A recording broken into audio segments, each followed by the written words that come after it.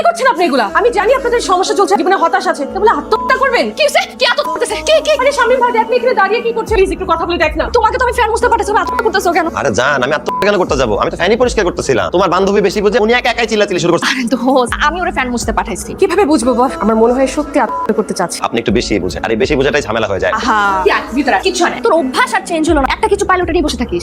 কোনো সমস্যা হলে তুই আমাকে অবশ্যই বলতে পারবি। নিজে নিজে এত বেশি বুঝিস, লাগবে না আমার কিছু। কিছু লাগবে না মানে? তোর বাসায় একটা এসি নাই, গাড়ি নাই, তুই করে বলতো তোর হানিমুনে কোথায় যাচ্ছিস? শামিমের সাথে কথা হয়েছে, বলছে কক্সবাজার নিয়ে। ইউ কক্সবাজারে বসতি রাজা। তোর আমার কথা মনে আছে আমি কোথায় গিয়েছিলাম? সুইজারল্যান্ডে গিয়েছিলাম। দেখ দোস্ত, মানুষের লাইফ তো চেঞ্জ হবে, তুই তো জানিস শামিম তো সরকারি চাকরি করে। তুই আমাকে দেখিস না, টাকা দিয়ে তো সুখ আসে রে। না রে, শামিমকে দিয়ে সব হবে না, ও খুবই সৎ একজন মানুষ। আই দেখ না, এই যে এবার যে গেলাম না দুবাইতে, আমাকে এই হারটা দিয়ে, এবং সেটা না এটাও দিয়েছে আমাকে। দুবাইতে একটা প্রি বুকিং একটা ফ্ল্যাটও দিয়েছে। এই যে জুতাটা মনে পড়েছে তো কোনটা? এই যে নতুন যে এডিশনটা লুই ভিটনের, এটা। আমার ব্যাগটা দেখেছিস?